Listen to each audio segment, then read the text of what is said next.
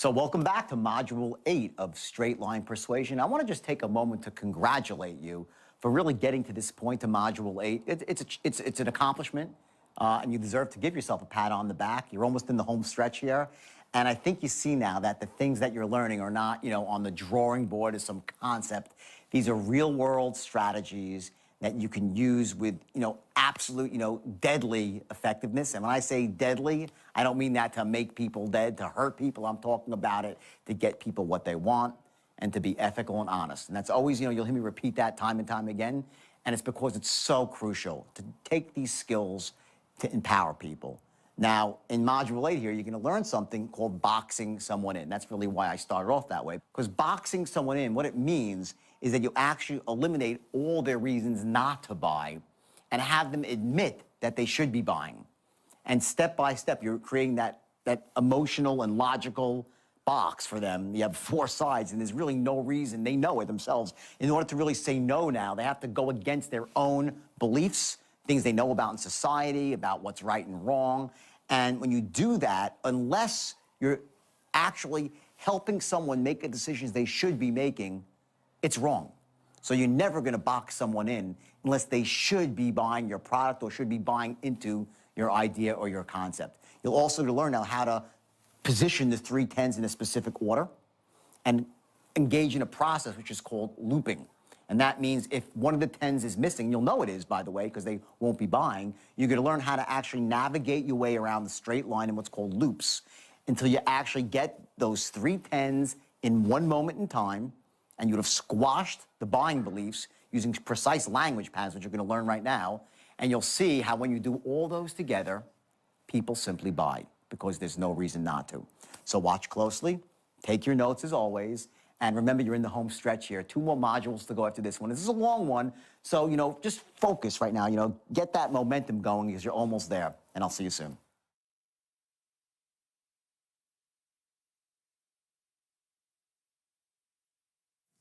What we're going to do right now is we're going to figure out what our individual triggers are, our physiology, for certain tonalities. Here are the important ones, the really, really important ones, right? Number 1 is scarcity. And with scarcity also comes a secret.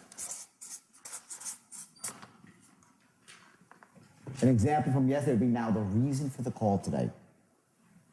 There's a secret. There's a reason for the call today. Or, this is the last week. This is the last week it's going to be on the market. This is the last week it's going to be on the market. Scarcity. It's a tone for scarcity, right? There's a tone for certainty.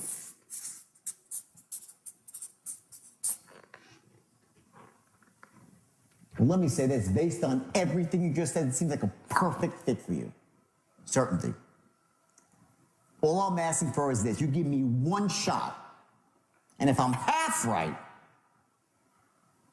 believe me, that was the first part was certainty, and I dropped off, right? You give me 1 shot, and believe me, pause, that's certainty.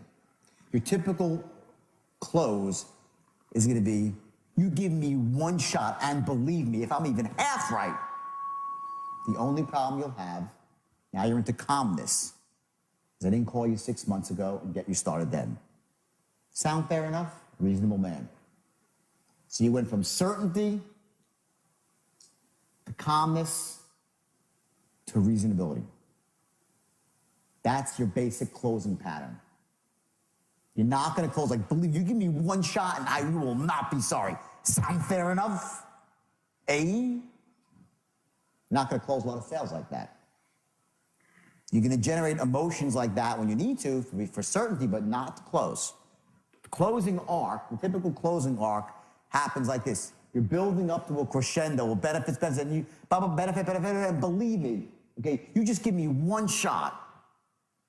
And if I'm half right, here, peak, right?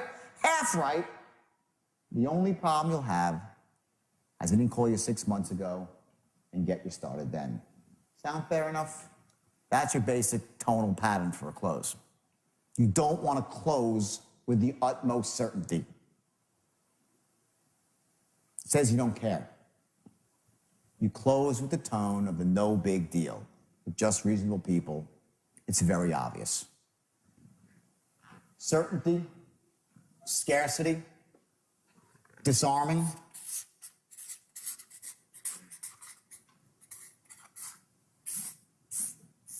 Okay?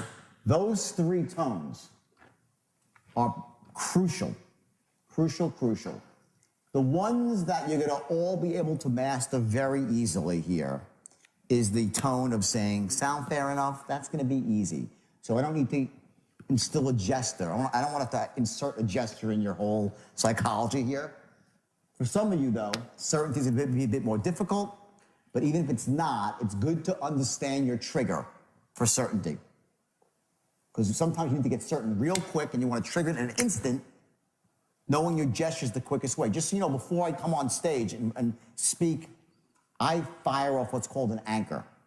Okay, this is something I was taught in neurolinguistic programming. It's very powerful. And what it is, anchoring is a process where you actually can learn to trigger a state in an instant and you change your physiology radically by going back to a moment in time when you felt a certain way and associating some gesture or either a kinesthetic squeezing your fist, a sound, a smell. I'll get to that in a second. You can recreate a physiology like Pavlov's dogs. You know Pavlov's dogs? Okay? They rang the bell every time they gave the dog food, the dog would salivate, right? Soon enough, they'd ring the bell, the dog would salivate anyway. It's anchored into the sound of a bell. Okay, if right now I was just all of a sudden you hear a police siren and before your conscious mind would even be aware, your heart will be beating faster. That's an anchor for you. A police siren is anchor. We're anchored all the time into things. We have anchors set all the time. We live our life with anchors. They're just mostly by accident. The key of advertising is to anchor you into a certain state. That's what they do. They use sex, visual images of pretty women. What does a pretty girl do with Budweiser beer? Not a lot, right?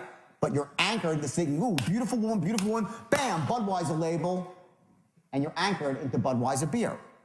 In order to set an anchor for you, you need to be in a peak state. In other words, if I tell you I want you to get into a state of certainty, right? And I'll say, okay, now here's the strategy. Ready? And there's a reason why I'm not going to do it in this room. I'm not going to do it in this room. I mean, I'm not going to set your anchor in this room because it'll be doing you a disservice. I'm going to show you how to set your anchor back at your office. And I know it's like, so well, why is he do it here? Well, I'll explain. An anchor works when you're at the peak of the state. So just imagine if you're a salesperson, when is the time you are most certain about everything? When? What's the moment you feel best? After you what? Bing, everyone said close. After you close, right? There's this moment when you close where you are king of the world, right? Now, if we sit here, I say, okay, I want to get you into a state of absolute certainty that you're a closing machine. So before you ever pick up the phone, you're going to have that feeling. Just imagine if every time you picked up the phone, you had that feeling you had when you closed the last sale. How great would that be? To be that certain about yourself when you picked up the phone. Before you knock on any door, boom, you're in a state from the moment you close the last sale face-to-face, and you have all those great feelings washing over you. That's the power of anchoring. Okay, so my goal here is, and you know, people try to do this in seminars, and it's crap. I'll tell you, well, get up and jump and dance and you know, clap your hands, okay? And I love Anthony Robbins, I do. He's a friend. I respect him tremendously. But I do not believe that, you know, when you get up in one of his seminars, you cannot set an anchor there because you're not high enough at the levels that you can. You have to get to the utmost peak of the state, okay? Now, you know, he's a pro at this stuff. He's like the best anchor out there. But most people, again, it's going to be a lot more effective. It happens in real life. In other words, I could try to show you, watch this. Okay, now go back to a moment when you close the sale and make the picture bigger in your head, brighter. Close your eyes, say yes, squeeze your fists. I can do all that. But it's not going to be nearly as powerful as if we find out what your gesture is right now for certainty. And the next time you close a sale in your office, you're going to set your own anchor. It has to happen after you close the sale. That's your moment. You have this little window of like 30 seconds where your brain is awash in endorphins. And at that moment, you set the anchor. I'll show you how to do that. Then, every time, now what you're going to do is this. We're going to do it very, very powerfully. Some sales forces, it depends on what you do, right? You close the sale, you hang up the phone. That's that instant that you hang up the phone, you're in a peak state of certainty about yourself, your ability, and your job. That's when you have to set the anchor for yourself. The next time you have that feeling is if you're in one of these offices where you go and ring a bell. You go ring a bell, right? You have that? Oh, yeah. You have the bell, okay? Great. That's an anchor, by the way. Why do you think the bell is there? The bell's an anchor, in case you didn't know. The problem is it's not being used correctly because people, unless you understand neurolinguistic programming, the power of the bell is really powerful, okay? But what you want to do is fire off your anchor twice. You want to set your anchor. Set your anchor the second you hang up the phone. I'll show you how to set your anchor, okay? The second you hang up the phone, and the second you ring the bell, you set it again. Double shot, boom, boom. And you set 2 anchors. Now let me backtrack for a second. Who wants to do this? And when they get back to the office, set an anchor for certain. Everyone? So it'll change your whole perspective on what it means to really feel confident when you're on the phone. Like I said, when I said to you, I want to show you how to get into that right state. So every time you walk through the door, you feel great. This is what it is. Okay? And anchoring is unbelievably effective when it's done right. If it's done wrong, if it's this much off, it doesn't work. You have to be the absolute peak of the state, or it won't work. So let me go back for a second now, okay? What you do is this, okay? Your brain is a very, very powerful computer. And you can take images in your brain, you can make them bigger, you can make them brighter, you can intensify things, and you can dim them. If I say to you, everyone close your eyes for 1 second, okay? And I want you to picture in your mind's eye your favorite food.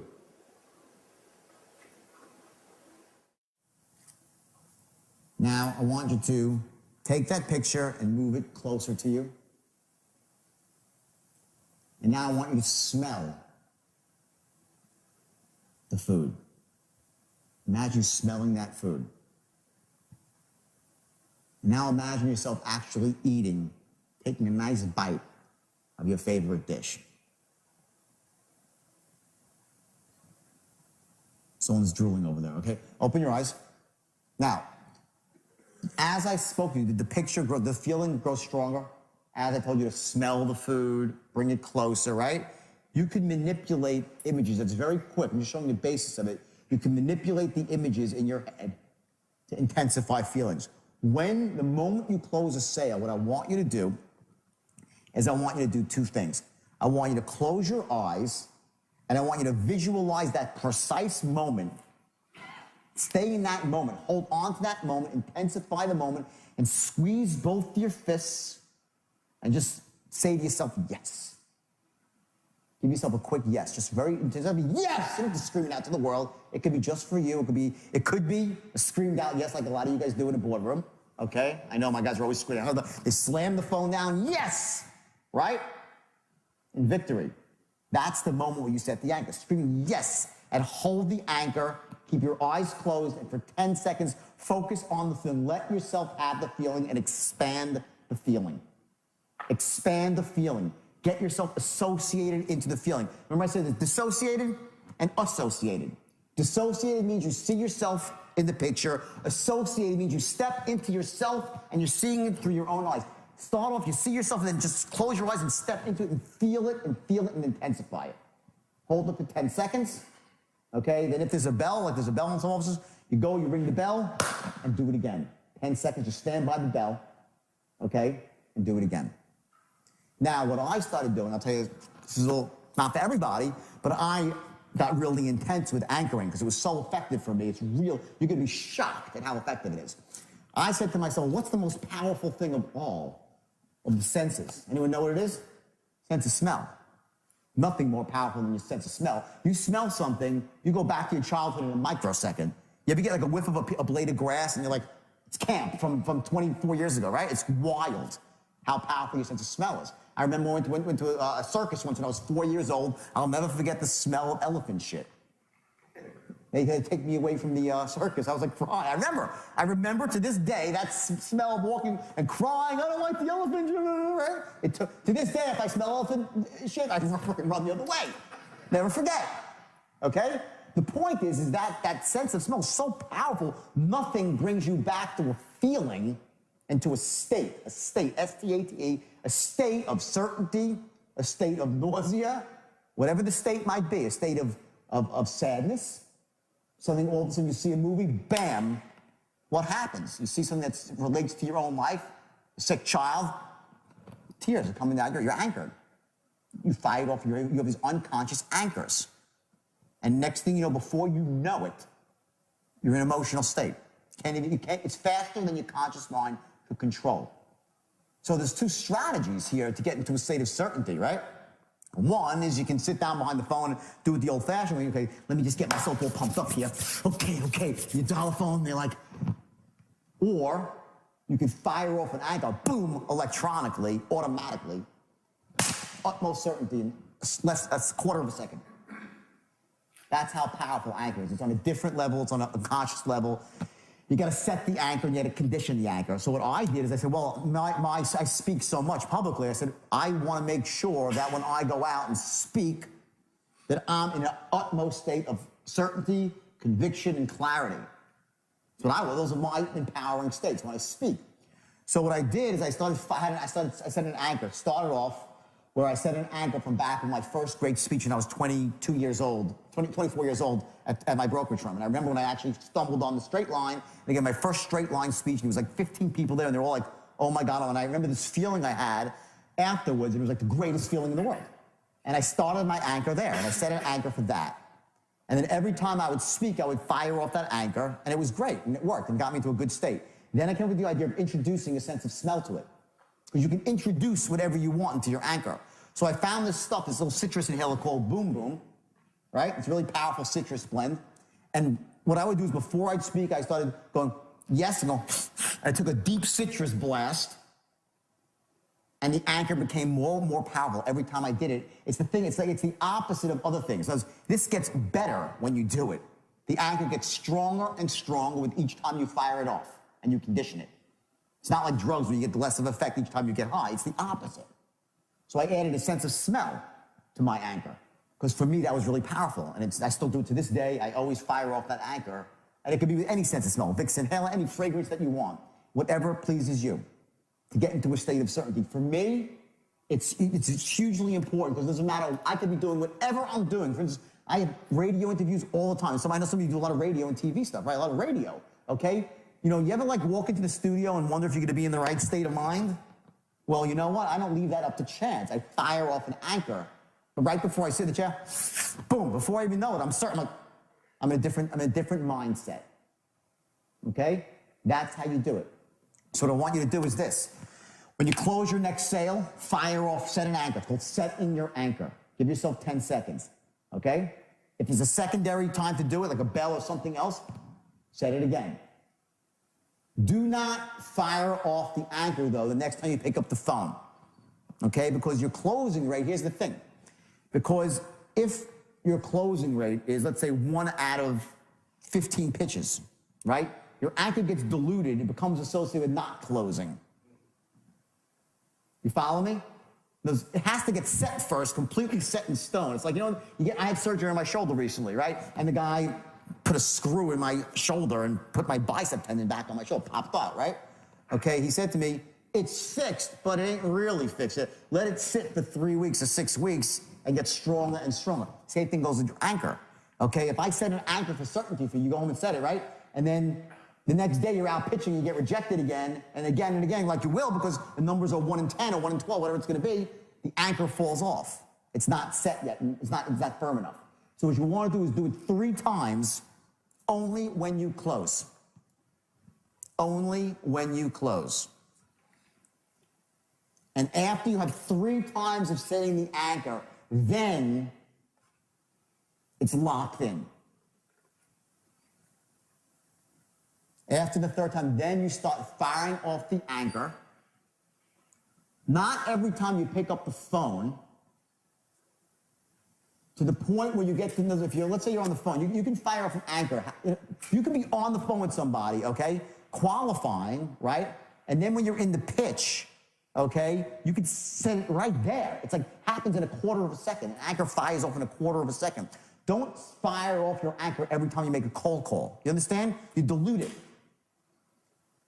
When you're in an actual presentation, then you set your anchor off. Because cold calls don't always turn into presentations. You want to protect your anchor and then condition, and every time you close, you keep firing it again, it becomes more and more powerful. You can introduce whatever you want into it. Make sure that when you set the anchor and you close your eyes, okay, give yourself, there's a feeling of absolute, if it's for certainty is the best one to do. Start with certainty. That's the one you really want, okay, certainty.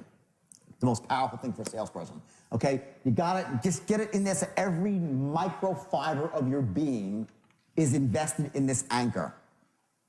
And the reason you say something to yourself is because you're then stimulating your auditory. That's an auditory anchor, right? This is called a kinesthetic anchor. I want you to close your eyes and visualize yourself. It's a visual anchor. You're hitting 3 senses right now, your anchor. I hit a 4th, which is olfactory. That's me. So you're hitting as many of your senses as possible to set the anchor. That's simple.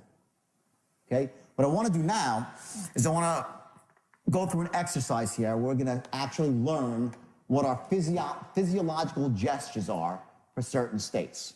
Now, I'll tell you what I said before, right? For me, number one, let's go through certainty. Okay? For me, certainty is this. I do it every single time. You probably see me. You probably notice, right? That when I want to get certain, the first thing I do is without thinking about it, I take the back of my hand, I slap it into my palm. That's how I get certain. I know when I look at myself speaking sometimes on stage, I'll see a tape of myself, and I'm walking around, it's in a corporate speech, and I'm being mellow, and all of a sudden, I'll say something, and bam, I pop into a state of certainty, and my presentation goes up a level. Happens. Because when I fire off my anchor, it's not, just understand this. The mistakes that people make is when you get into a peak state, it's not for every moment. You don't come home to your wife. Let me tell you something. I'm absolutely your wife. What the hell happened to you? You're an asshole, right? People come home from seminars like they think that certainty is the way to go. Sometimes compassion is the best state. You know what I mean? Sympathy, empathy, understanding, caring. Those are great states too. Not for sales. Certainty is your state for sales, the best state for sales. But don't take this home and try it on your wife and kids. It's not empowering to them. It's not empowering to you. So the idea is for this gesture for certainty, okay, yours might be different than mine. So what I want to do now is divide up into groups of 2, okay? And you're going to be A's and B's. And the A's are going to pitch the B's something utterly ridiculous, which is donuts, okay? And what I want you to do is I want you to talk to the person. Go to the person next to you, right, your B, and just say to them, listen, these are the best donuts in the world. I am telling you, there is no donuts. I want you to get really certain about donuts. Try that. Let's see you get really, he's tapping him on the shoulder. Okay. Good one, okay. He's my B. Okay. You're the dessert, okay? So anyway, so you're a donut lover, okay? I want you to get really certain about something ridiculous. Watch how you get yourself certain about something. And then the B, tell the A what he did when he was getting certain. Okay, you'll see. They'll say, well, you did this, you did this, you did this. Some people do that. You'll see there's this, a lot of different gestures, like 4 or 5 different common gestures for certainty. Okay, you do that, A's, then you switch to the B's. Okay? Then, okay, next thing we're gonna do is we're gonna do one for scarcity. Okay? There are not a lot of donuts left here. I got some information from the donut manufacturers. This is like 4 boxes of donuts left in this whole state. And this guy's gonna be really fucking pissed when they're all gone, okay? So you better go buy all your donuts right now, okay? So for me, what did I do?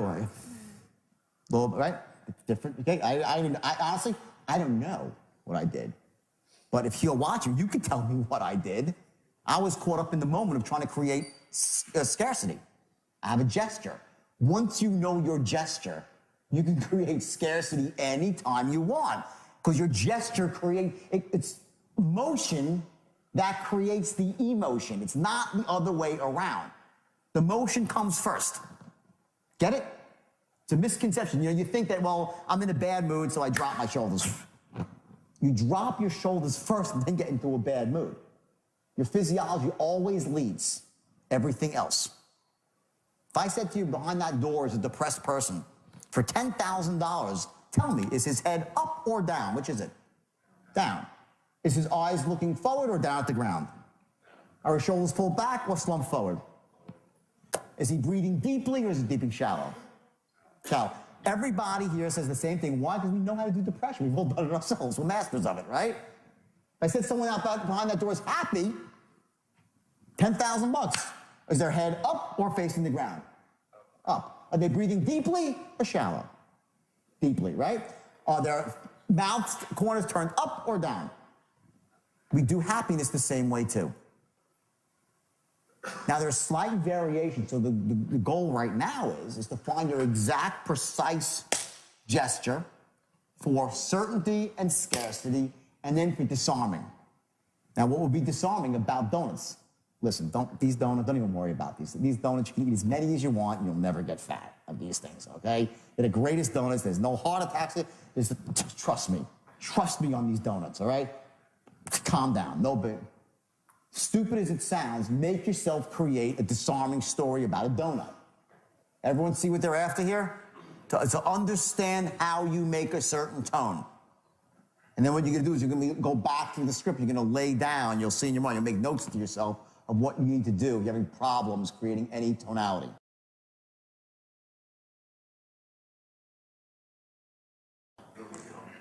All right, everyone got it? Let's go for 30 minutes, okay? We'll do 30 minutes on presentation, okay, which is gonna be a little academic here because I want you to understand structure. So you go back, you can write your own presentations. Then after lunch, we're gonna do strictly closing. It's gonna be all about looping, using everything you've learned right now to actually take yourself down the entire line to the end, okay? So we need to just do this last bit of, this is a little bit more structured, okay? So real quick, okay? Basic structure of page number 1, it's a work in progress. Remember this, please, when you go back to your companies and you start writing new presentations based on what you're learning, understand that your first draft, you use it, it's gonna be evolving. Cross out words that are causing you to get tongue-tied. Less is more with words. Contract things. Drop words like this is, say, you know, hi, John, this is Dino Imperi calling. You could just say, hi, John, Dino Imperi calling. You could drop this is very simply, and you sound more casual. That's a perfect example of how a script evolves. Your script is a work in progress, okay? The whole script, the body of the script, from the time you say, well, based on what you just said, it seems like a perfect fit for you. From then until you say, believe me, you will not be sorry. That's when you ask for the order. I'm skipping over the body right now. That whole thing is no more than a page. Do not go on and on and on and on about the wonderful benefits of your product. You give a couple of basic ones that are good and logical, that make sense, powerful, but not your best ones, and try to get the guy as close to a 10 as possible, and you know you're not going to get him to a 10, okay? No more than a page in the body. Okay? When I write a script, I swear, when I write my books, I'm an author, right? I read each sentence back to myself 100 times, at least, in my own voice, and I'll say it out loud. I keep going through it again and again. Does it sound good? Does it flow? Does the tonality flow? Read back your scripts to yourself. Every single word, like I said before, like just this is, or you say to someone, getting started is very simple. It's just a question of some basic information. Getting started is very simple. It's just a question of some basic, right?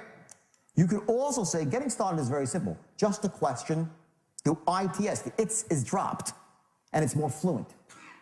You'll start to, I'm talking, these are tiny, microscopic changes that all make the script flow better, and it all sounds more casual, which is because you want to get that rapport going, that you're a friend, you're just like him, you're not an adversary. So if you were speaking to a friend, you would say, it's just like, you say, just like this. So drop words to speak more casually, more informally. Contract words. Very seldom you'll say it is, you'll say it's. Contract your words and drop your words. Add pronouns when you can, okay?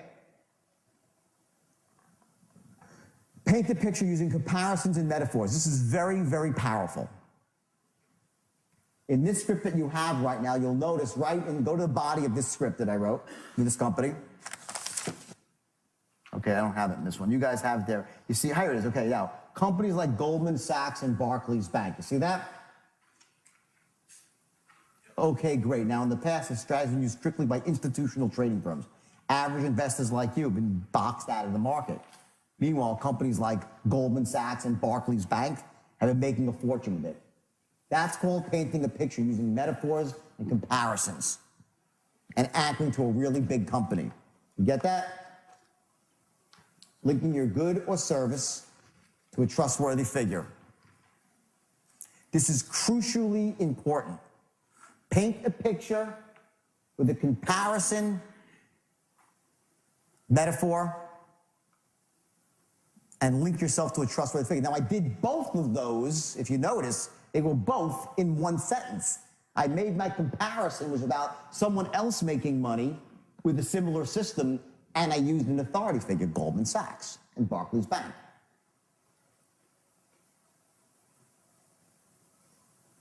Make sense?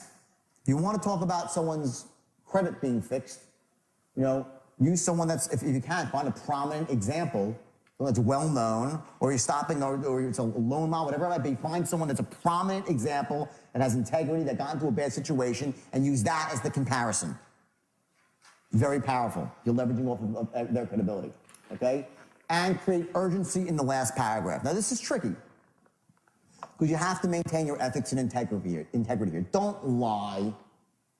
If it's an offer that's going to be around forever, don't say the offer's lasting for 15 minutes. Okay? You got to come up with language based on your industry that's ethical, but that also serves you. It has to serve both people. But don't lie. But create some urgency that the reason I'm calling now is this. We have a special right now going on for the next, it's about to end. Okay, or some news just came across my desk, whatever it might be. I just got this information right now, just received a report that there's going to be, a famine somewhere, and believe me, these sort of things are, I put up a famine, I'm going to talk about scarcity in a second, how you really create scarcity, okay, on 3 levels. So there's all these different ways to create urgency, okay? Next, okay, you're going to go into a soft close at the end, ending with sound fair enough. A soft close means that you might, depending on your product, you might not even mention what the price is. It could be a very soft close. It depends. I typically mention the price. There's 2 strategies here, okay? If you do this close right, if you do this, I'm going to get into specifics in a second. If you do this close correctly here, and you say, sound fair enough? They'll say, yeah, great. And you say, okay, great. Let me just take down some basic information. The guy will give you his name on the application. I say, okay, which credit card you want? You'll say, well, wait, I didn't know I was buying it, right? Okay, that can be good and bad. Okay? I always give price, but I'm just telling you, there are options here about how, if you're looking to see how far you want to go on a trial close here. I'm a big believer in trial closing. I'm a big believer in trial. That means getting small commitments from a person and moving them down the line. That's what you're doing. You're getting small commitments and moving them down the line, okay?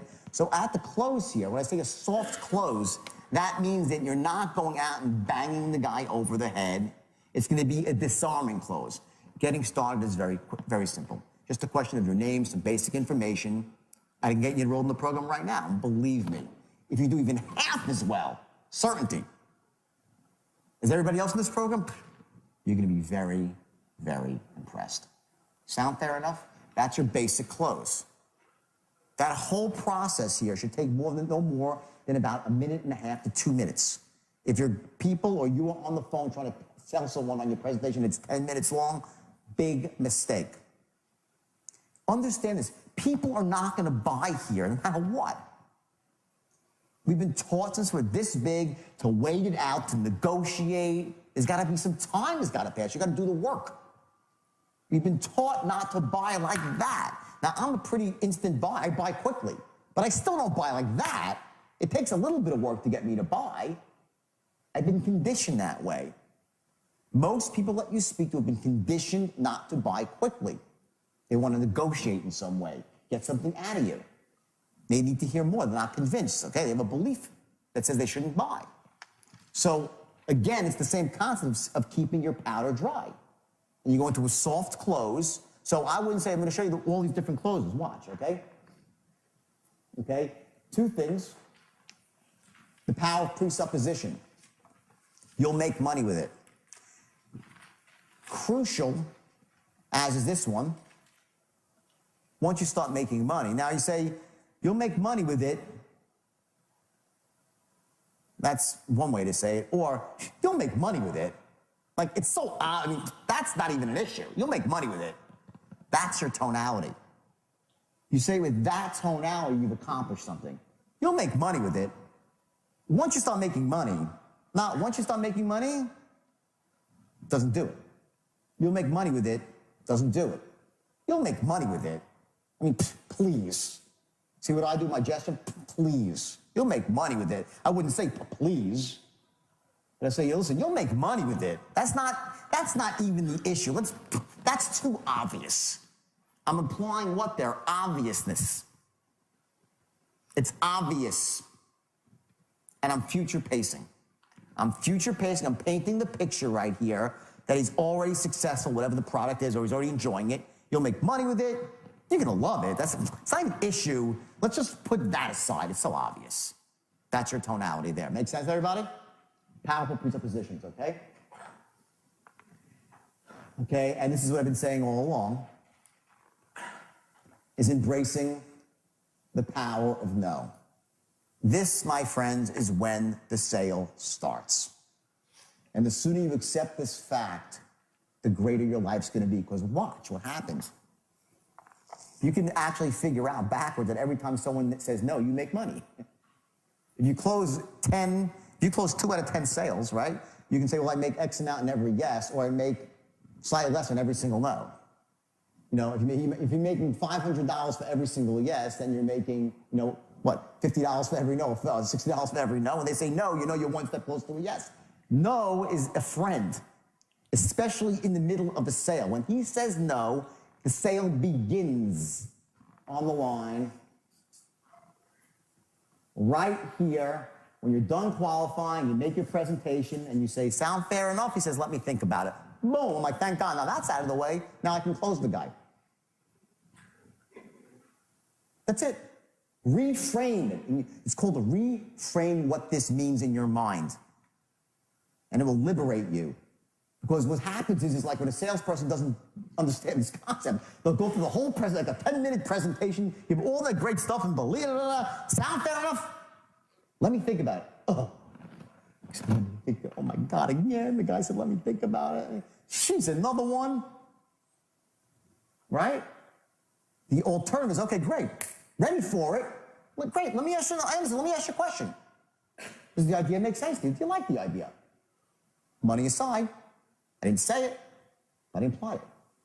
I am so happy sometimes when I'm selling, my urge, I have to fight myself from getting robotic on all the stuff to get to the no before I can get excited. Because I know no one's buying up until that point. I'm like, I fight myself and I make sure I stay in state and I know how important all that stuff is. I know how important it is. What happens before the sale begins is crucial.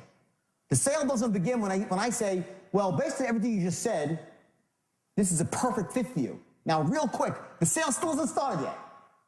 Still all blah, blah, blah, all noise and talk, right? I've established rapport, gained major intelligence. It's when he says, let me think about it, that the sale starts. Yes or yes? Make sense to everybody? Good, okay. So, embrace it. Tonally, okay? And what that means, by the way, when I say physiologically, again, the old Law and Order head drop. You know, Law and Order, yeah? You know, the witness says, he gets ruffled on the witness stand, and the lawyer's like, oh. And the jury looks over at the lawyer and says, oh, but we knew it all along. Now, that doesn't happen in the real world. And unfortunately, I know a little bit too much about that, being on the stand and stuff. I'm not proud of that. But I will tell you the thing that I was coached about was no matter what happens, you keep your game face. No matter what comes out, no matter what they say, you don't say, oh my God, now it's... The lawyers never do that in real court. That's for TV.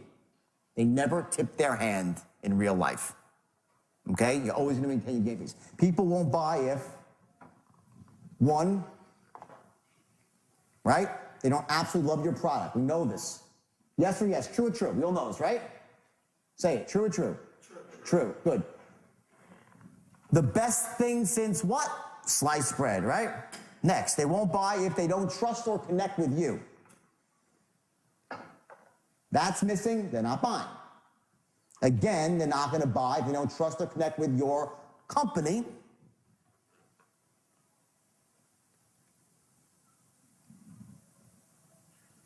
And have not resolved their limiting buying beliefs.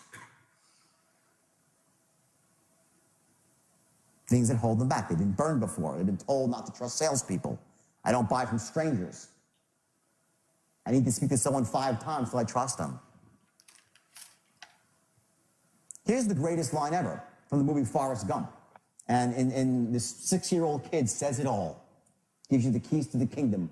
He walks up to his first day at school. You know, who knows? Everyone's seen Forrest Gump, right? Okay, everyone's seen it, right? First day of school. His mom takes him to the bus stop. And his Forrest is not that smart, right? He goes up, he walks up to the bus stop with his little braces on his legs, right? And the door opens and he sees the bus driver who he's never met before. And he goes up and she looks down and she goes, well, are you gonna get on the bus? He goes, my mom told me I'm not allowed to get on the bus, talk to strangers. So she goes, well, I'm Dorothy, I'm your bus driver. He goes, well, I'm Forrest Gump, I guess we're not strangers. And he walks on the bus. That's how easy it is to get someone to feel like they're not a stranger with you. People say, well, how do I get someone to trust me? Tell them you're trustworthy. This is really, really simple stuff. We'll get to it in a second in detail, but to say, well, geez, how do I make someone trust me? Or tell them I'm trustworthy. You know, do you say, you don't say, trust me, I'm trustworthy. No. What you say is, I pride myself on certain things. You're going to pride yourself. Don't write this because I'm going to give you the whole patent for it in a second. I just jumped that here for a second. Don't worry, you're going to get it in a second, the exact language on it. Everyone understand what I'm saying, though? You're going to how do you tell them who you are? Flat out. What you stand for, what kind of human being you are, your qualifications, your certifications,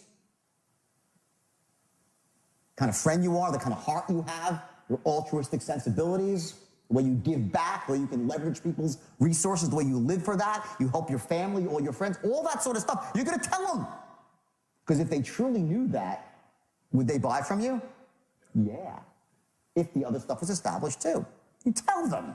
Not like, just trust me because I'm trustworthy. I am ethical. And that's when you do it in a very disarming way. In almost an apologetic way. Get to that in a second. Lastly, you haven't created a strong enough emotional want.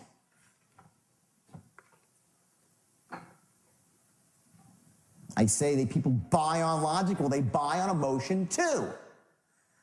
Say, I go very much over to this side because I get into this logic, because so many sales courses say people don't buy on logic. And then you get this misconception that you don't create a logical case. And it destroys you. Both must be in place. Both are in place. You got a good shot at closing if a few of the other things are cleared up too. Okay? The 3 10s. Okay? Number 1,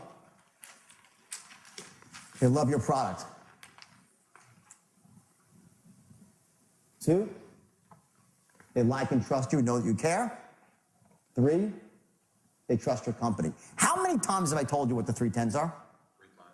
3 times. Probably like 30 times today. I mean, I've told you, literally, in the last 2 days, I keep saying it again and again and again, right? That's on purpose. It's not by accident. Repetition is the mother of learning.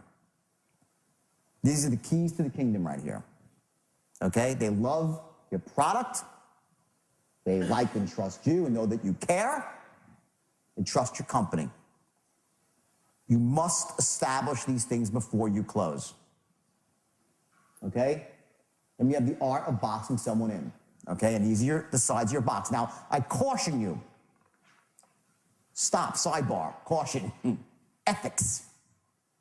Boxing somebody in means you create this emotional, logical beliefs, right? Action threshold. This is what you gotta do. You gotta box somebody in and give them no choice but to buy lest they contradict everything they know and stand for, their beliefs.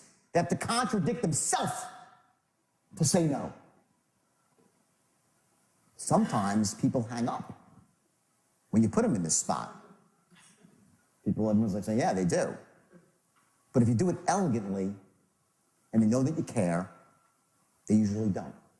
They hang up when you've boxed them in like this, but they don't really think that you care. Click. Then you call them back and you get the machine. Or call away the screen, right? Okay? Boxing somebody in ethnically, please, please, please, for yourself and also my integrity to go out and teach this. I was reticent to stuff. I wouldn't want to teach this stuff originally, okay? But I'm trusting people to really do the right thing. I do not box people in and take their money unless it's really in their best interest, okay? That's it. That's the story.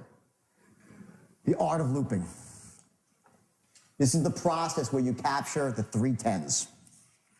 These loops, visually, what they are, what it really means is that if you're here on the line, right, and they say, let me think about it, you cannot go forward. You can't say, fuck that, I'm gonna try to close you anyway. Next close, you can't do that. A loop means you stop, you go backwards,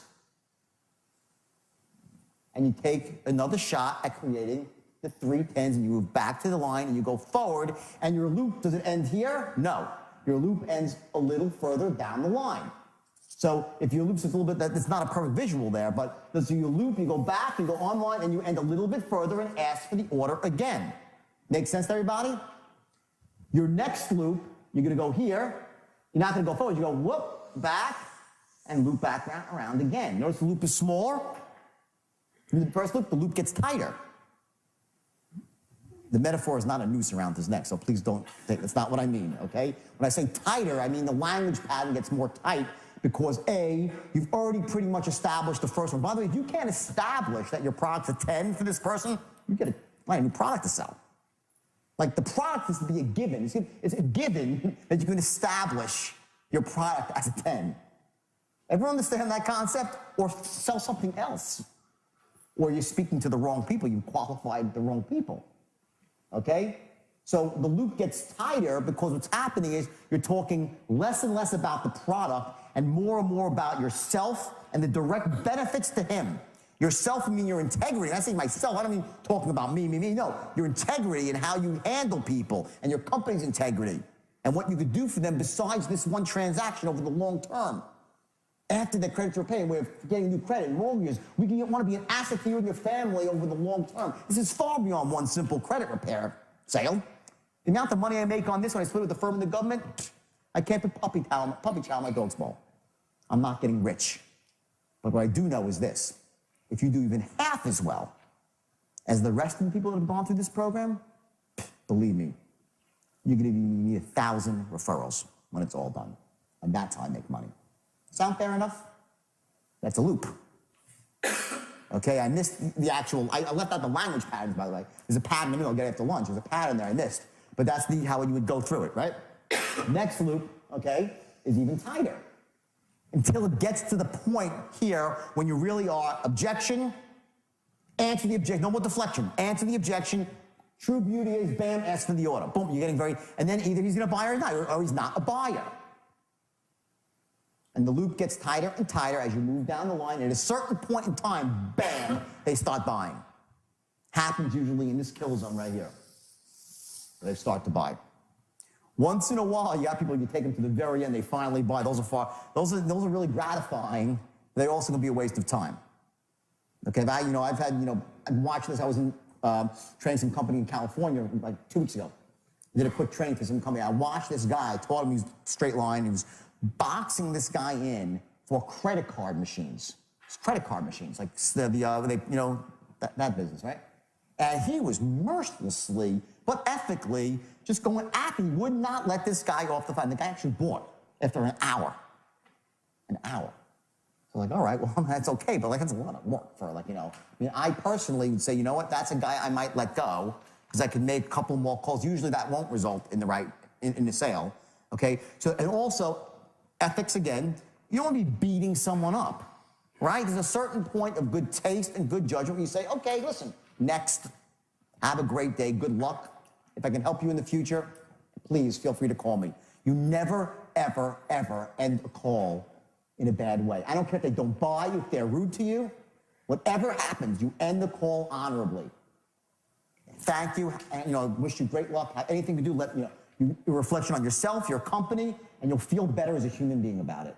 Never get adversarial, never get nasty, never curse. You treat your people with respect even when they don't buy.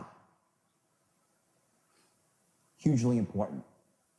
So that's the way it works. Those are the 3 10s. What we're going to do is we're actually going to run the patterns and give you the exact language for the 3 loops. There's other loops too that come after, but these are the 3 primary loops that you need to know to really manage this. And the rest you'll figure out along the way. Not that difficult. Like again, it's all very simple. Structure and tonality. The exercise that you did before, where you were finding your triggers, I know it was a little funny and wacky, but sometimes funny and wacky is what works. Don't kid yourself. The ability to harness any tonality you choose is going to be critical when you're boxing somebody in. Because remember, the box, right? The box can also result in a hang-up if you're doing it in a way that's not disarming and doesn't say that you care. Say, listen, I understand, don't misconstrue my enthusiasm and pressure. It's in your best interest. I care. I'm just like you. If all that stuff is in there, if you're boxing with a state of absolute certainty, not going to work. You don't box with certainty. There's blips of certainty. There's blips of certainty in there. Show you what they are. There's certain high notes of certainty, but mostly it's compassion. And it's certainty that you know that you can help them gain control of their lives. That's your certainty. Your certainty that you can help them. Not that you're right and you can make a commission, you can bang the guy closed. The certainty in your voice is almost a pleading tone that I know I got the goods, I know I can help you. Believe me, believe me, you will not be sorry. That's the sort of certainty you need. This is the heart of what makes the straight line so powerful. So let's just go, and let me just reframe, I'm gonna say this, let me give one more ethical warning here, please, to start this. This shit is so powerful and effective, you will get people to do things they shouldn't do, buy things they shouldn't buy routinely, without much problem. So you can never use it for that. This is about helping people overcome obstacles to buying, to motivate them to take action when they should, to help them break through those fear barriers, the things that we generalize. Remember I talk about deletion, distortion, and generalization? That's how we make sense of the world, right? What happens is when we were 5 and our mommy said, don't trust a stranger, don't take candy, all this sort of stuff, we generalized it out to everything. Don't trust anybody. Now, in this world we live in today, you can't live like that. You can't live in a bubble. You just can't. You're getting barraged with emails and offers and texts and this and that. You gotta exist in the world, move through it without fear. You have to make smart decisions, but you have to make decisions quickly in this world or you get destroyed. Financially, emotionally, it doesn't work. So the strategy of saying, I'm not going to trust anybody is a very disempowering strategy. We generalized that from when we were kids, and also, for many people, they were burnt by unscrupulous salespeople, which makes your job as an honest salesperson harder. Fact is, though, because they were burnt once, does that mean that all salespeople are evil? Yes or no? Of course not, but we generalize. To make sense of the world, we generalize. So you're up against that generalization. Make sense? Yes or yes?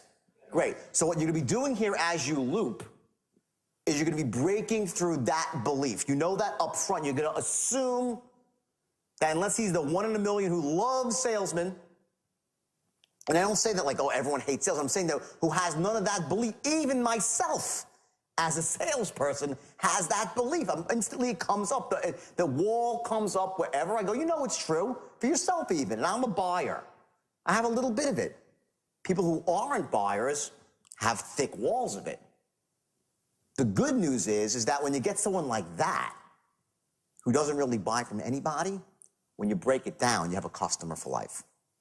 So it can work against you too, as long as you're aware of it and you can address it in an elegant way and show a person how to take action to move through those barriers to get what they, not just what they want, but what they need.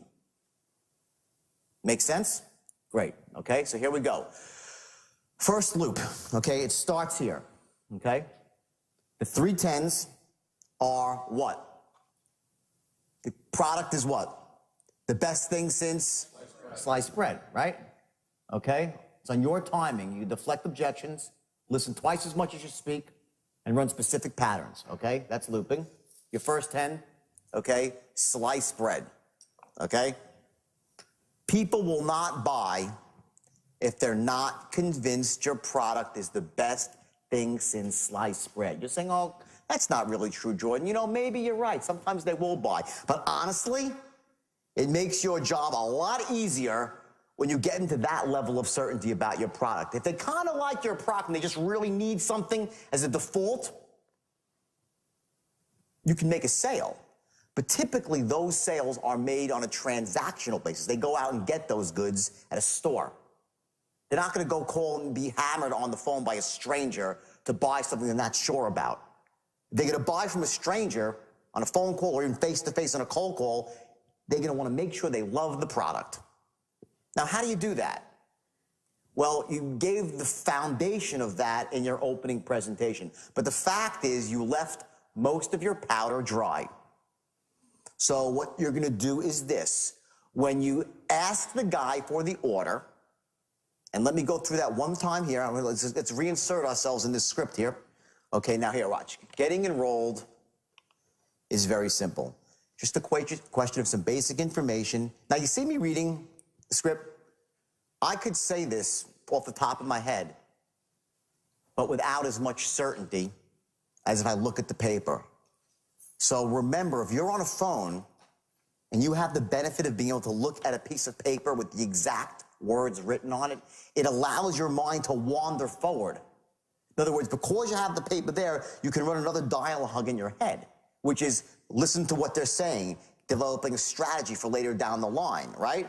You want to keep all your resources as much open to other things as remembering a script, so it's right in front of you. So now getting started is very simple. Just a question of some basic information along with your card details. And I can reserve you a seat at next month's training session. And believe me, Bob, if you do even half as well as the rest of the people who've gone through this program, you're going to be very, very impressed.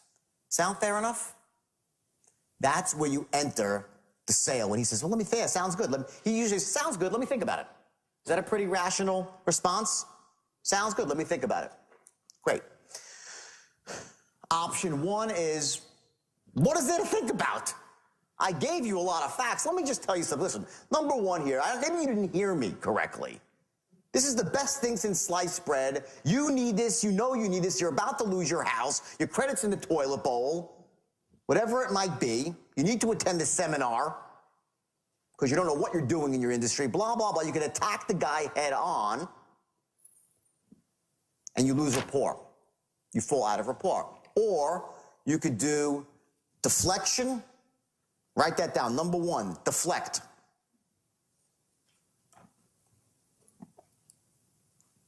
He says, let me think about it. You don't say why. You say, I hear what you're saying, but let me ask you a question. Money aside, does the idea make sense to you? Do you like the idea? Yes or no? No. What did I do wrong? I said money aside. Why do I need to say money aside? I think my tone's pretty clear, isn't it? That money is aside here. It's just very honest, like, you know, it's like an arm's length question, like, you know, no big deal. I what? Right? Disarming. I disarm my tone. I don't say, well, let me ask you, whoa. Let me ask you a question. You know, maybe you didn't hear what I said to you, but does this idea make sense to you? Do you like the idea? Negative. You cannot say it that way. It is ultimate disarm. I hear what you're saying. Let me ask you a question. Does the idea make sense to you? Do you like the idea? That's your tonality. And he'll say, yeah, it sounds pretty good. Yeah, it makes a lot of sense. Yeah, I know I need to get this done. So now what you're going to do is you're going to pace, lead. Okay? If he says to you, and this is so crucial, write this, pace, lead at this moment. If he says to you, yeah, it sounds pretty good, you don't say exactly. Now let me say this, the true beauty of the program, and you resell the program. Don't come at him with enthusiasm. Enter his world where he is.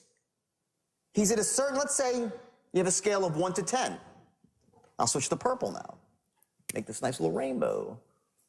1 to 10. Why I put the dash there? I have no fucking idea. I can't write English, okay? I can type it, right? So anyway, 1 to 10. Okay, let's make little dots to fill it in. Okay? Guy says, yeah, it sounds pretty good. Where do you think he is? 4, 5, 6? 5 or 6, right? Sound fair? He's a 5 or a 6. Okay?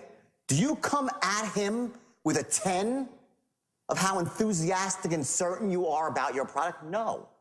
You break rapport that way. He tunes out. You've entered his world at a different spot. You always have to be conscious every moment you're on the phone or in person with somebody that you stay within their sphere of where they are emotionally. So what you do is you pace him. He says, yeah, it sounds pretty good. You say, well, yeah, exactly. Hear what you're saying. Let me say this. The true beauty of the program, and you're right about what he is, maybe a notch above him. Let's go through it again. You say, let me ask you a question. Does the idea make sense to you? Do you like the idea? He says, yeah, it sounds pretty good. I know I need to get some credit repair done. I said, exactly. And let me say this. The true beauty of the program is that we have 3 different strategies and so on and so forth. And now you're going to go into a second wrap. And, we've been doing this for 5 years and blah, blah, blah, blah, blah. Doesn't matter what the verbiage is. But here's what happens. Slowly but surely, you're inching up your pace. And somewhere in the middle, you're in a state of absolute certainty. Watch. With this trading company, look at the rebuttal. Everyone got this sheet? Okay, watch. It says, exactly. You see, the true beauty of the program, of the system, you'll be investing your funds directly alongside institutional money. You know what they say about institutional money? It's usually smart money. And even when it's not, it's enough to fuel the market anyway. You follow me? He says, yeah, because that makes sense. You say, great. Exactly. See, now he'll follow. It's a question you'll have to agree with. He'll say, oh, yeah, I do. Say, exactly. Raise up again, okay? It's one of the most basic truths of currency trading. You see, all of a sudden, you're back at a pace now. You're up again in certainty. You don't hit him. If he's uncertain, do not hit him with certainty. Enter his world where he is. Slowly build and wait for the first point in time where you can, boom, jump up your level of certainty. Before you know it, now what's happening, he's going to follow you emotionally. You start leading him. That's what pace lead is. You act like the guy, and bam, you step it up, and he acts like you. And it works 90% of the time. So we'll follow your energy. The state that you have affects the state of everybody around you. So you pop in the middle of this thing, go from is world, slightly above, boom, boom, you hit your spot, and you'll know where it is in your script. Find your spot in your script. You create a question here, you make a statement whose obviousness cannot be argued, and get him to agree with you as something that's totally obvious. Once he does that, he's now in a state of certainty, and you take that and roll it back into your product. Make sense? Yes or yes? Okay? Now you move forward. End off this statement here, okay, with a very powerful statement that future paces success. What that means is you paint a picture when you get to the end of your script. Here it talks about after you start making money and you're seeing daylight, then you can start working bigger and better and make some real money. Yeah, follow what I'm saying? He's like, oh, yeah, of course now. Of course he's going to say yes. It's no longer about, does he want to buy this product? It's about, does he love the idea of seeing financial daylight in his life and getting ahead? The equivalent for credit repair would be what? After we get your credit fixed, all right, then we can start building you some real credit at the right rates. Make sense so far? He's like, oh, yeah, exactly. What's he going to say? No, it doesn't make sense? For loan mods, we'll get your loan mod if I get your payment to an affordable level, and then you can start really getting yourself back on track. Make sense so far? He'll say, oh yeah, of course it will. Bingo. Best thing since sliced bread. You get that? You deflected his objection and you got him to admit a simple truth. Boom, logically. Forget money. You didn't say forget money, but just you disarmed him with your tone and you got him to buy into the credibility and the efficacy of your program. And it better be credible and be effective, or shame on you for using this system to manipulate somebody. But if your system's great, and I know you guys have great products, bang. You've got him on board now with the first 10. Now, he's at a 10 for how long? Like 3 seconds, maybe? Right? Then his mind's like, oh, wait a second. He's like, what happened? Wait a second. I didn't know I want to buy, but I just said this is the greatest thing. And he starts to erode slightly, but he's closer. Hopefully, if you did a good job and your script is well written, you could get the guy to a 10 in the moment. Right here. Down to a 10. And in your mind, you're like, check a box. Okay? You turned the combination a little bit. Got click. Now we know that the things that must happen here are A, he must think what? Your product is I love this slide, by the way, right? Makes me hungry. Best thing since sliced bread, okay? Which leads us to step 2, okay? Selling yourself.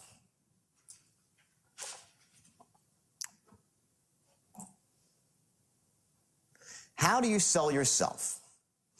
You don't just say, I'm the best, I'm the greatest, trust me, trust me, trust me, trust me. You sound like a fool and a salesman.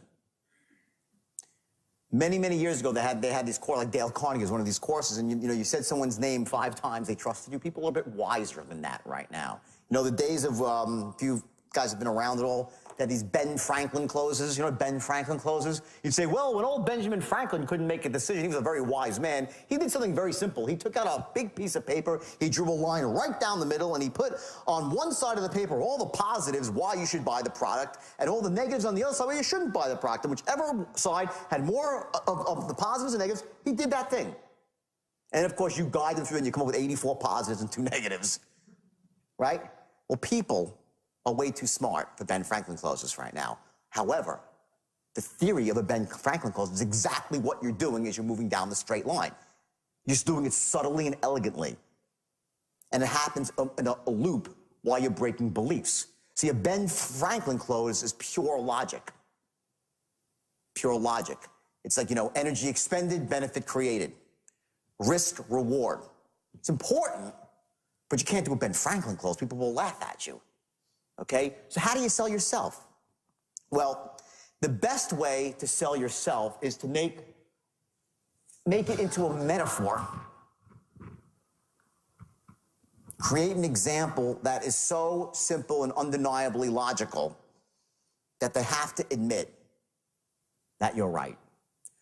So what you do is this. Depending on what industry that you're in, you're a stockbroker, for instance, something I know real well. Right? Say, let me ask you a question. If I'd been your broker for the last 3 or 4 years, making you money on a consistent basis, put you into 4 or 5 stocks, you made money in all of them, you wouldn't be saying, let me think about it right now. You'd probably be buying the stock, right? What's he going to say to that one? He could say 3 things, and this is the line now. Watch the straight line. There's 3 responses. Now I'll switch to red. I like red. You're over here on the line. Okay? You say, let me ask you a question. Does that idea make sense to you? Yes, you got through that whole point. So you're here on the line. You move down a little bit. Now you say, if I'd been your broker for the last 3 or 4 years, making you money on a consistent basis, you probably wouldn't be saying right now, let me think about it. You'd probably be saying, you know what, pick me up 20,000 shares. Am I right?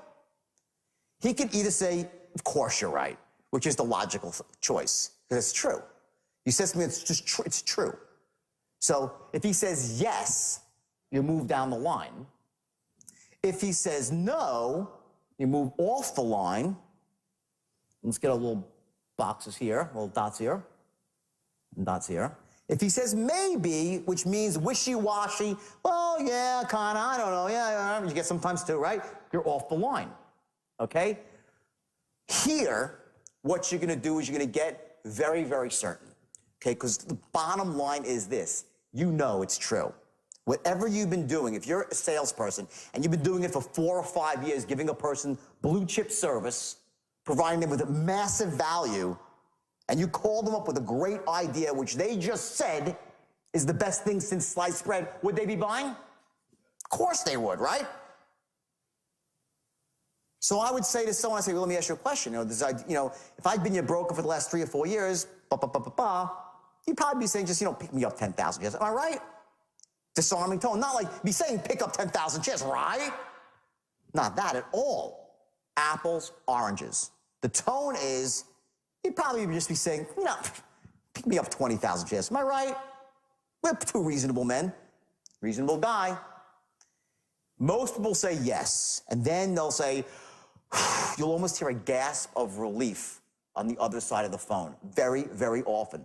More than half the time, the guy will say, yeah, that's what's holding me back. I don't know you. I don't trust you. Fair enough. Now we're getting somewhere. If he says, well, not really, I'd say, wait a second. Come on, Bill. You mean to tell me if I put you into Eastman Kodak at 40, took you out at 60, put you into US Steel at 12, took you out at 80, put you into Union Carbide at 5, and took you out at 26, and right now I came to you with another stock at 20, you want to just jump all over it? Come on. Well, yeah, well, then I would. Of course I would. Obviously. Still, so obviously. You don't know me. I don't have the luxury of a track record. Let me tell you a little bit about myself. Boom, and you're down again now, and let me reintroduce myself to you. You get the picture here? This works for any industry, any sale, face-to-face, door-to-door. It's a very simple transition. What you're basically saying to the guy is rather than trying to ferret out all his stalls, you're like, let's cut to the heart of the matter. You don't know me and you don't trust me. I have this presentation I'm giving after, and the first thing I say is, if you knew this person, you truly knew this person, would you buy from them? Yeah, you would. If you truly knew them, what they were about, they were trustworthy, they were honest, they had great values, they could make your life better, enhance you financially, you'd buy from them. He's not going to come out and say, hey, I love your product, I just don't trust you. He'll tell you 19 other things, but not that. So you bring it out. You front it. The best way to answer objections is to front them. You answer them before they're ever asked, while they're festering in his mind like a splinter, stopping him from taking reasonable, ethical, intelligent action. It's in there, it's stopping him. He can't think clearly. The product's the best thing since sliced bread. I love it, I need it, but I won't buy it. The splinter. Now I say, let me reintroduce myself to you.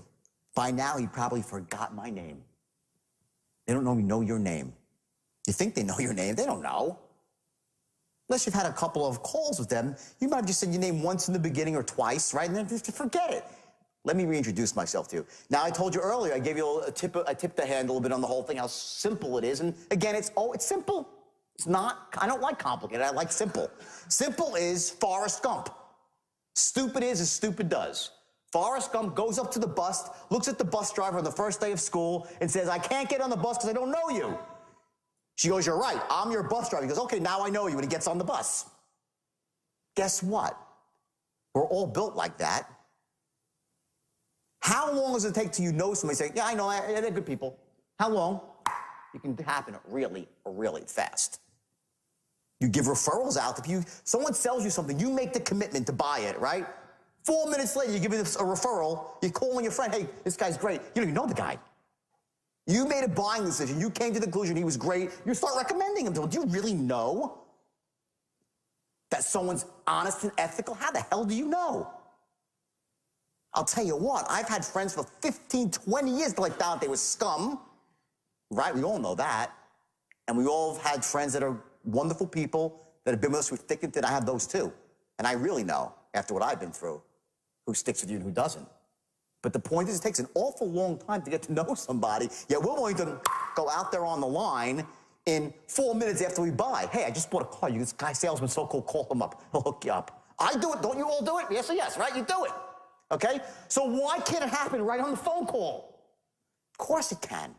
You create it by your language, by the words you say and your tonality. It says, I care, I'm just like you.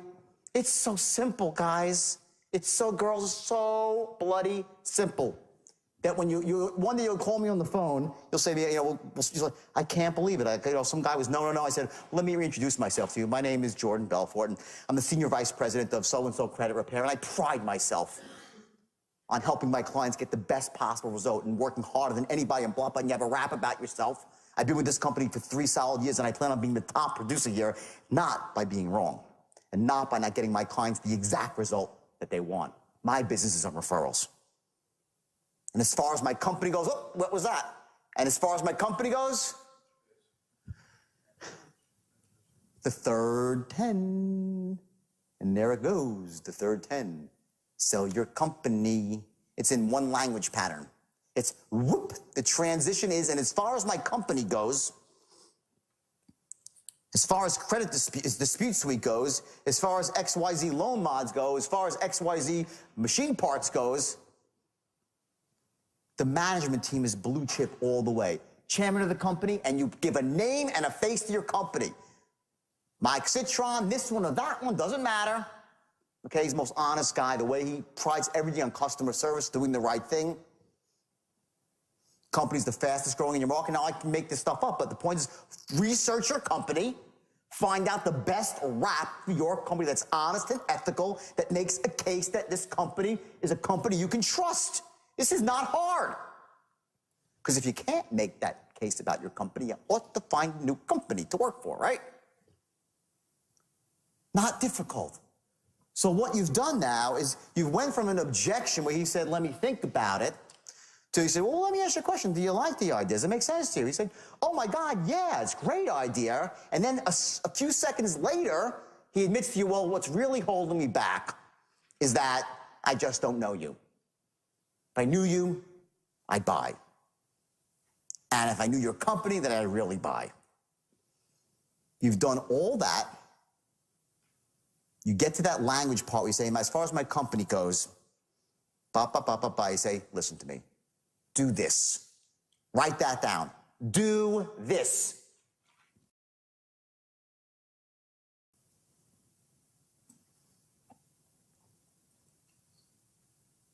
I've seen more salesmen blow sales because they just don't ask for the goddamn order.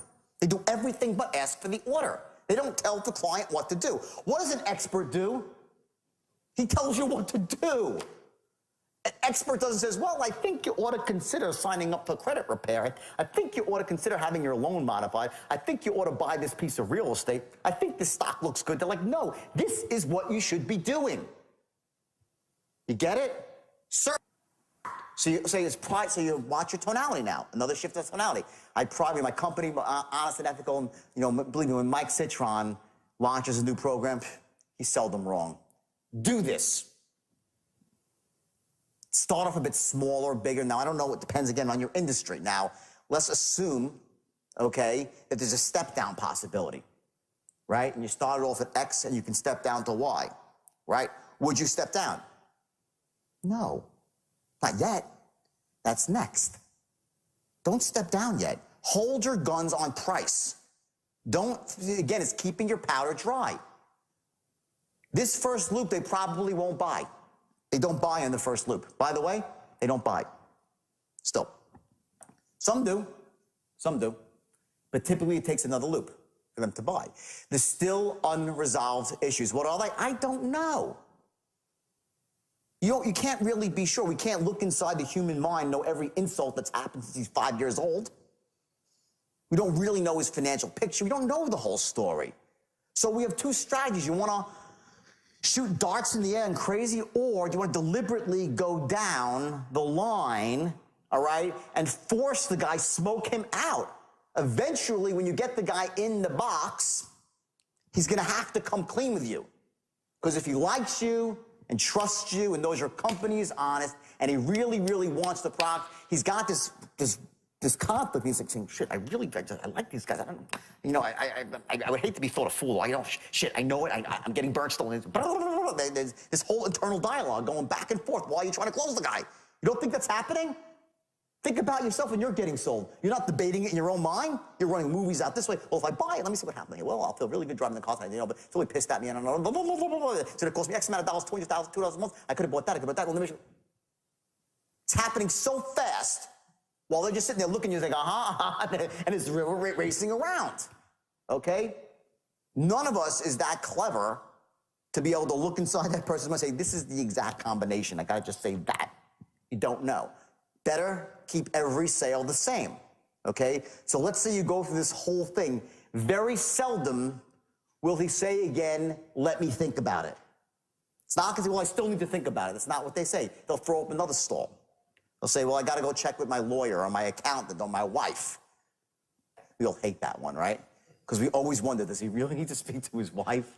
You know, is that, you don't know? Well, I don't know. So what do you say? Do you really need to speak to your wife? Come clean with me. Are you bullshitting me? Are you stalling me? Or do you really need to? You should get a bitch slap you when you get home if you do this. Tell me the truth. Well, you know, it'll be nice if we could say that, wouldn't it? It'd be great, but we can't. So what we do again is we deflect again. I don't say, you know, listen, when I was in the brokerage business doing things in the highest level of pressure, you know, we would say that we would shame people. You know, we'd shame people into, you know, I'd say to a businessman who was making $4 million a year in 1990, you know, pick up your skirt, grab your balls, and make a damn decision. To a guy. Think your wife goes out and consults you when you go shoe shopping? That was a rap that we did to shame her. Do not do that. Have more respect for your people. I'm just threw it out there. But have more respect for your people than that. But that's a way, you know, you can shame someone into buying too. Try to avoid that. Unless you really believe that the guy really should be buying and he's just so screwed up and you need to do something to shock the system. You can shame him, okay? But that's the last resort, okay? Let's say it's the wife and say, listen, I hear what you're saying. Now remember the language. I'm not saying I understand what you're saying. I don't understand that. I really don't. I don't. I understood it, I'd say, yeah, I understand. Say, I hear what you're saying. But let me say this. Then what do I say?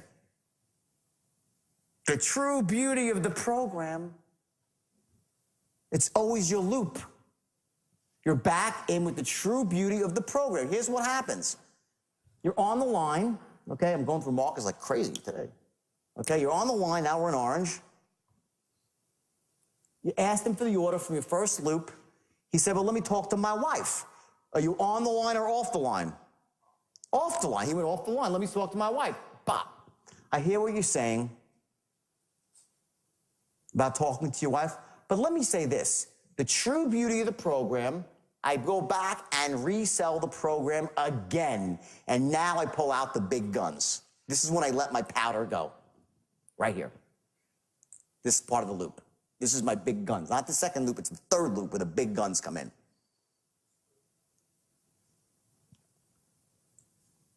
So it's actually the second loop, right? Yeah, it's the second loop, right? Second loop. Okay? Where the big guns come in. Okay? Well, it's the third rap about your company, but it's the second loop. You have your initial presentation, then you have your first rebuttal rap, and then you have your second rebuttal rap, right? That's where you let out your best stuff. Okay? And you tailor it to the objection. Mention his objection in there so he knows you didn't totally disregard it. So if it's his wife, you want to weave something about his wife into the actual presentation of A, what the true beauty of the program is. Takes just a little bit of practice, not a lot, a little bit of practice. Not much at all. You get this in a couple days. Gets to the point, no matter what they say, you have the answer. If you don't, shame on you. Because you can control this easily. This is in your control. You can have the answer to every question. You can loop elegantly. You just have to put the time in to come up with the right scripts that are ethical, honest, and do the job. That's simple. So I would tailor my presentation here, now my bullets, to his wife. And then I would also, most powerful thing is tailor my close to his wife. I mentioned the wife in the close. And say, believe me, all I ask is this. When you make the first $4,000, you say that, go buy your wife a little present. I'm sure she deserves it. Sound fair enough? Dead silence now. The first person who talks loses. That's your loop. You understand? What did I miss? Something very, very important. And here's what it is. This is the most powerful one of all. Every human being has what's called a decision-making strategy, which cuts to the heart of when we were being chased by dinosaurs, even though we never existed with dinosaurs. When our ancestors, right, is this fight or flight mechanism that we all have. We all operate as fear-based creatures. That's how we are. So in the middle of that loop, what we're going to do is we're going to stop it and say, listen, we're going to take this airtight logical case about the product again. So we're getting a 10 to the product. Let's say this is the line, right? We're going down the line here, okay? We've resold the product. This is this third presentation, second loop. Bam, our strongest case right here. Super strong case. We resold ourselves again, right?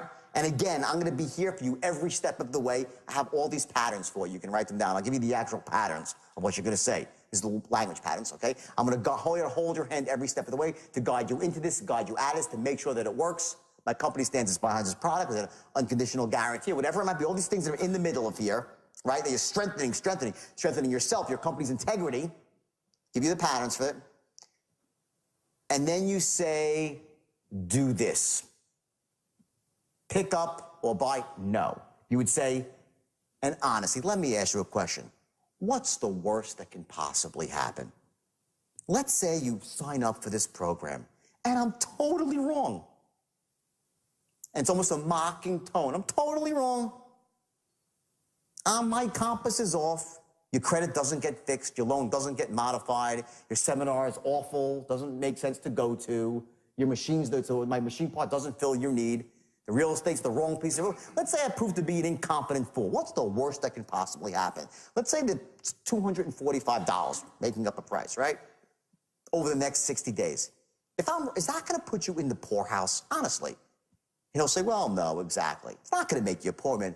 But on the upside, what I can do for you besides this one transaction in the way of this, that, and then you start building a massive future pace case. You create a picture in his mind of massive, massive benefits for doing business with you. You're interrupting his decision-making strategy. You showed him now. He's been weighing it. Remember the scales? Well, he's got his decision-making scales, right? And here he's got, if I do this and it doesn't work out, bad. If I do it, if it doesn't work out, good. And they're fighting. They're in a death match. Now what you've done is you've knocked out, if it doesn't work out, not so bad. We're logical creatures. If it does work out, whoa, it's even better than I thought. Because I was only thinking about credit repair. What this guy can do for me in the way of identity theft, rebuilding my credit, getting me a mortgage, woo, boom, the scale drops. Get it? Just what it's going to be that makes the scale finally go is anyone's guess. But to give someone, put someone in a situation, insert them into a place where they've said now it's the best thing since sliced bread, and they've been sold and resold again. When I say sold, I don't mean that in an evil way. They have been told the facts, undeniable, undisputable facts of why this product is the greatest. They know it. They feel it. You've created pictures so they emotionally feel it. You've talked about the wife, about their future to create an emotional want for buying. And the worst that could possibly happen is what? You lose a couple of $100. Not so bad, considering what the upside potential is. It's enormous. And all I ask is this. Give me one shot. Give me 90 days to prove myself to you. And if I do even half as well for you as I've done for my other clients, believe me, the only problem you'll have is I didn't call you 6 months ago and get you started then. Sound fair enough? Reasonable man. You've looped again. You're going to get a lot of closes right there. A lot of closes right there. Now, you're at this point in the sale here, so you've done, okay, you made your presentation here, opening call, the promised land, qualified him, your presentation, your first loop, this is now your second loop, and you're over here. What starts to happen now is this, okay? He's gonna start to get uncomfortable on the phone because you've created the box. Logic, emotion. You've hit his buying beliefs pretty hard. His buying beliefs are the two cornerstone beliefs against buying are A, I don't buy from people I don't know and trust, from companies I don't know and trust, and I don't buy unless the risk-reward ratio is heavily, heavily weighted in my favor, because only a fool would. Whether he's saying those words to himself or not, he's thinking it, he's feeling it. So you're going to enter that and disrupt his pattern and insert a new pattern, which is smart people look at, I'm not a pressure guy. I'm just saying to you, logic. What's the worst that could possibly happen here? Let's say I'm an idiot, I'm wrong. And your credit score doesn't go up and you lose whatever the $300. Is that going to put you in the poorhouse forever? If they say, yeah, then they probably shouldn't be buying this product. And then you should end the call there elegantly and say, well, maybe, you know, if I can help you in some other way, or I don't know what to say. But I get that $300 is $300 is much. I'm not saying it's no money. It's money. I get that. But in the general scheme of things, $300 versus a lifetime of pleasure. And then you create the picture. Buying cars at the cheapest rates. Buying a new home. Enjoying it with your family. Be able to take care of your children the way now you're in emotional stuff. You create the emotional needs and wants like that. Right? The scales. Reasons against buying. Reasons for buying. Logical, emotion. Logical, same thing, there's on both sides, right? Action threshold, the beliefs he has, okay? It's going like this, and it doesn't go like this. It happens in a second. That one way, and the scale tips. Where exactly it happens on the line, you can never be sure, but it happens. Or they're one of those people who are simply not closable. But don't you dare, in your heart, get off the phone knowing that someone else could have closed them. Then you're not a salesperson. You're not an influencer. Then you're a second rater, and you should get a different job. Choose a new profession. There's nothing wrong, by the way, with, you know, not being that person. But if you really want to be a salesperson, you should really, you know, you owe it to yourself, your family, and the people that you interact with, not to waste their time, but to be the best that you can be. And the best that you can be is you're going to close everybody who should be closed, and no one that shouldn't be closed. The next loop that you make is going to be very tight, okay? If someone says to you, well, I got to talk to my partner. I got to speak to my partner, right? Another objection. Fair enough, okay? I would say, listen, I understand you have to speak to your partner, but let me say this. His store back again, resell my company quickly. It's like 2 lines. Resell myself quickly, again, right? Resell my company, then don't close. I'll say, what exactly do you have to talk to your partner about? I won't just say, I never go at him head on until the very end. In other words, I'm going to answer his objection. I deflect him for a second. And I resell my company. When somebody... No, all three. Product company, yeah. Very quickly, boom, boom, boom. I don't antagonize. Well, I got to speak to the partner. About what? How do you do that? I mean, how do you do that? You speak to your partner, really about what? What do you speak? Tell me. Come on, tell me. You can't do that. Just deflect for a second. Say, I understand what you're saying. You know, just let me say one thing. The beauty of this program is that I would tailor it to that. It's a sort of decision that you don't need to talk to your partner about. Like my rap would be about that, about why it's such a simple thing to do that you really wouldn't need to talk to your partner. That's what my rap would be, leaned in that direction, from the intelligence that you gathered. I would be leaning it in that direction. From there, once I got the guy and I know he's on board with me again, I say, what exactly do you need to talk to your partner about? And then let him speak. And you're going to find out that he probably does not need to speak to his partner. Well, I just got to check a few things out, and money, and money starts coming up. Money comes up, all this sort of stuff. Okay? Money will come up very often here. They'll start saying, well, I really got to see if I have the money. People are embarrassed sometimes to say they don't have money. So they'll tell you everything but, when it truly is money that's holding them back. What happens, though, is that when that's the case, you might never have even known. They gave you that first stall and they closed with looping because what you did is, yes, they still really are stretching financially, but they just realized logically there's so many benefits, emotionally, logically, fiscally. So they bought. You never really knew that what was it really in the beginning? Most of it is about just simply stretching with money. So remember that, looping exercise that you just saw on video, you just watched. Remember that you only loop when it's in someone's best interest, and you only box someone in when they really ought to be buying your product. One of the things I want you to focus on here, remember, is tonight, go through this exercise where you identify your own physiological triggers, what actually allows you to become certain, meaning I want to get certain, I tap my hand like this. Some people will point their finger like this. I don't recommend you point at certain people because they might smack you.